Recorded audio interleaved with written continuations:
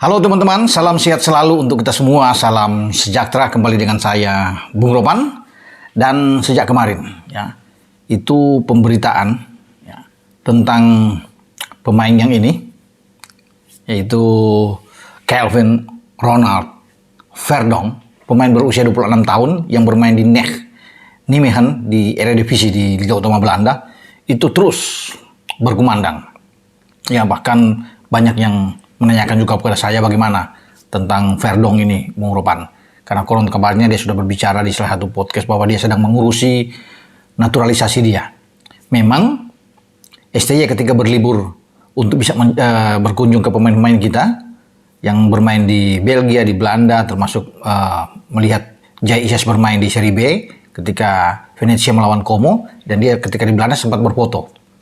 Ya, pada saat itu Nijmegen sedang bermain dengan klubnya Tom Hai dan juga Nathan Jo Heerenveen. Setelah habis, mereka foto bareng. Nah, STY terkesan tentunya dengan penampilan Verdonk ini, pemain inti, bermain di bek kiri di klubnya. Klubnya saat ini sedang menduduki peringkat ke-6 di klasemen. Jadi sedang bersaing juga untuk bisa menerobos paling tidak ikut di Liga Eropa. Dan nama Verdonk terus digaungkan ya, bahwa dia akan menjadi salah satu amunisi yang segera diambil sumpah. Dia sedang mengurusi bagaimana naturalisasi dia, seperti yang dikatakan oleh Verdonk. Tapi walaupun saya sudah tahu sebelumnya, namun saya tetap diam sampai saya mengupload video ini. Tentunya saya juga harus mengkonfirmasi bagaimana dengan Calvin Verdonk ini. Apakah sudah benar-benar dia akan diundang seperti layaknya pemain-pemain sebelumnya. Ya, kita tahu bersama kan dari sebelum-sebelumnya itu mereka datang ke Jakarta dulu, kemudian dites berbagai di medical check up, ya ada wawancara dan sebagainya. Ya, terakhir tentu kita bisa dengan JIS, ya. Kemudian ada Nathan, ada Ragnar yang datang ke Jakarta ya bersama dengan Pak Ketua Umum Pak Erik. Tom Hai juga termasuk. Nah, saya juga menanyakan kepada Pak Ketua ya kemarin, ya Pak Ketua mohon izin untuk bisa menanyakan tentang Calvin Verdonk ini bagaimana ya, karena kabarnya kan sudah santer, sudah here we go, macam-macam lah. Oke, Ketua bilang dengan santai juga, ini belum ya, silakan mungkin dia mau bilang mau berproses, tapi belum. Makanya saya bilang kapan akan bersalaman untuk datang ke Jakarta, itu ada waktunya, tapi untuk saat ini memang belum. Termasuk saya sekali lagi menanyakan soal Ole Romeni, salah satu striker yang digadang-gadang juga akan menjadi bagian dari tim nasional kita. Nah, Ole bagaimana? Jadi Pak Ketua belum bisa memastikan itu. Silakan mungkin kalau mereka masih mengurus surat-surat, termasuk dengan Verdonk ini kan dia harus melengkapi tentu sebelum datang ke Jakarta, memastikan itu keseriusan dia. Jika sudah oke semua baru datang dan diurus. Sehingga mungkin saja ketika melawan Irak pada bulan Juni, Verdonk atau Romeni bisa bermain. Ini masih ya, kita masih melihat ke depan. Karena Pak Ketua bilang kita doakan saja ya, semoga berjalan dengan baik ya, dimudahkan semuanya. Oke, apapun itu, saya pikir kita menyambut baik dengan seorang Verdonk ini, pemain yang bagus, dan bagi Tom Hai dia sudah mendapatkan partner yang oke di dalam hal bola-bola mati, karena dia ini spesialis bola-bola mati yang sangat bagus. Kalau lihat dari beberapa tayangan video, saya sempat melihat memutar tentang sosok pemain ini dan bagus. Tipe petarung yang sama seperti Nathan, ya ini petarung luar biasa kalau bisa di bek kiri, cepat naik ke atas dan tidak main-main. Dalam 27 pertandingan di Eredivisie musim ini 2023-2024, Verdonk sudah mencetak 2 gol. Bagi seorang pemain belakang ya oke lah, ya karena bukan tugas dia untuk mencetak gol. Kalau mungkin memberikan assist oke, tapi dia sudah mencetak gol untuk klubnya. Jadi pemain yang sebelumnya lahir dari Akademi Feyenoord di antara 2015 itu, ya ini pemain yang bagus, yang bisa saya katakan ini grade A, sama seperti Tom Hai, sama seperti JIS kalau dia berada di sana. Nah, menarik ya teman-teman, sosok yang satu ini dia akan bermain di bek kiri, ya pasti kot kaki kiri. Oke, nah kita punya 4 pemain sudah, kalau bisa melihat di sana, mulai dari Pratama Arhan di bek kiri, ada Edo, ya, ada Sain Pakinama, dan terakhir Nathan Jo. Dengan adanya Calvin Verdonk ini 5. bertarung di satu posisi ini. Nah, itu yang kita akan lihat. Masing-masing punya perbedaan. Kalau bisa lihat, kalau ini kan kita tahu bersama petarung luar biasa, punya juga kecepatan. Passing-passingnya ya sudah lah, saya lihat ini bagus. Kalau saya lihat, saya amati di beberapa video dia di Eredivisie. Nah, kalau Sain kan mainnya agak stylish, ya. Kalau Verdonk ini seperti Nathan, ya. Kalau Pratama kan punya spesialis, ya, bermain juga dengan stylish, ya, tapi dia punya lemparan bola ke dalam, menjadi ciri khas dia, ya. Edo juga, ya, punya tembakan yang bagus, ya, punya kecepatan juga untuk ikut membantu serangan, walaupun dia jarang dimainkan untuk bermain dia di Persib, tapi dia menunjukkan kemarin ketika dia dipasang oleh STY bermain lawan Vietnam, dia ikut punya andil di gol ketiga yang dibuat oleh Ramadan. Diawali oleh Tom Haye dalam sebuah set piece di corner kick.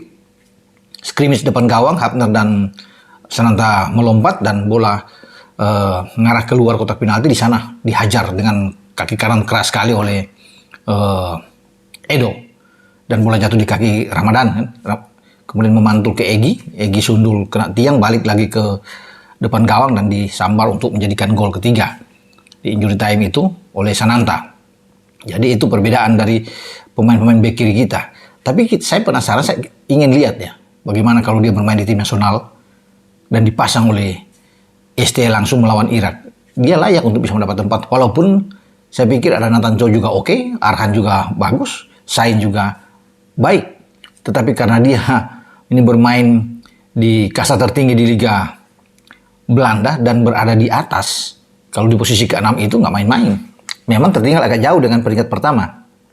Kalau melihat juga dengan penampilan dia yang luar biasa, pada hari Sabtu kemarin, di akhir pekan, yang pekan ke-27 di Eredivisie, klubnya Verdonk, ya, Nijmegen ini mampu mengalahkan pimpinan klasemen PSV Eindhoven dengan 3-1. Luar biasa di kandang mereka. Dan ini menjadi kekalahan pertama pada musim 2024 ini, ya, di mana kekalahan dialami oleh PSV Eindhoven dalam 27 pertandingan. Mereka merasakan itu di markas klubnya Verdonk.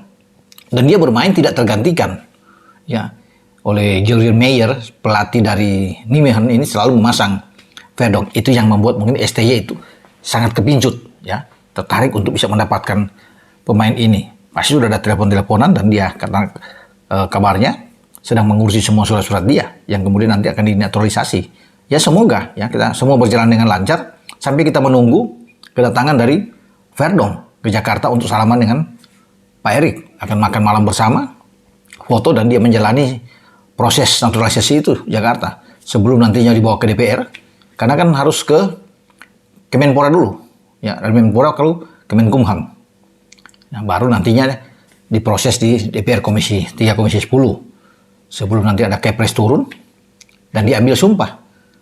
Dan terakhir pengurusan untuk alih federasi. Jadi saya pikir saat ini kalau dia sama Romani, ya, memang kalau jadi, ya, itu pasti ke sini, ya, masih punya waktu sampai di bulan Juni, di saat kita akan menyambut Irak dalam pertandingan nantinya lanjutan di kualifikasi atau pra-piala dunia di grup F zona Asia ini. Jadi kita semakin tambah kuat, ya, kalau dengan keadaan dengan datangnya Verdonk dan juga dengan oleh Romani, ya, kita berharap saja, ya, semua baik-baik dan dimudahkan seperti kata Pak Ketua.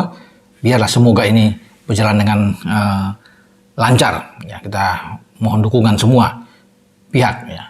Oke, dengan saya Bung Ropan berbicara dengan Calvin Ronald, ya, ini Verdonk ini yang lahir pada tahun 97, 26 April kali lahir, ya. 97 dia punya tinggi badan 175 loh. Lumayan lah untuk main back.